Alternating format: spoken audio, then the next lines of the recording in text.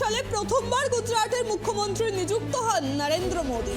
2014 সালে আত্মনির্ভরভাবে প্রধানমন্ত্রী হন নরেন্দ্র মোদী।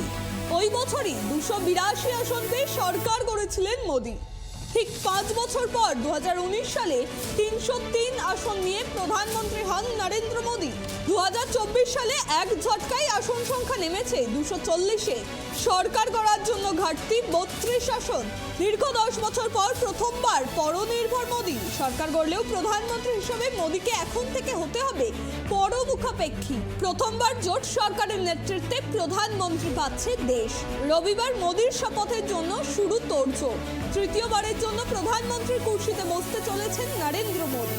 তার আগেই এনডিএ জোট শরিকদের দাবি দাবা নিয়ে চিন্তায় মোদী। কেউ বা চাইছেন অর্থমন্ত্রী, কেউ বা চাইছেন রেলমন্ত্রী হতে, তো কেউ চাইছেন স্পিকারের পদ। এনডিএর সব থেকে গুরুত্বপূর্ণ দুই শরিক নীতিশ কুমার ও চন্দ্রবাবু নাইডুর দাবি দাবা নিয়ে চাপে নরেন্দ্র মোদী। লোকসভায় বিজেপির ভালো ফল না হওয়ার সুযোগ নিচ্ছে এনডিএ শরিকরা। বুধবার দিল্লিতে এনডিএ জোটের বৈঠকে বিজেপিকে পূর্ণ সমর্থন করার পাশাপাশি একাধিক দাবি রাখলেন নীতিশ কুমার ও চন্দ্রবাবু নাইডুরা। রাজ্যের জন্য বিশেষ প্যাকেজের সঙ্গে নীতিশ তার দলের জন্য চাইলেন 4 পূর্ণমন্ত্রী, 1 প্রতিমন্ত্রী পদ।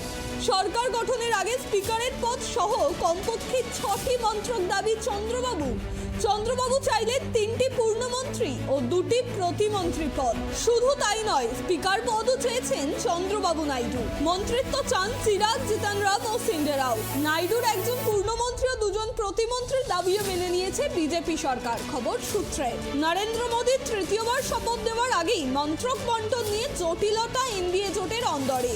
প্রায় 1 দশক পর শরিকদের পাহাড় প্রমাণ দাবি দাওয়া সামলে প্রধানমন্ত্রী পদে প্রথম শপথ নিতে হচ্ছে নরেন্দ্র মোদীকে, যা কার্যত চ্যালেঞ্জের মুখে ফেলেছে নরেন্দ্র মোদীকে। Bureau report, tribe TV Bangla.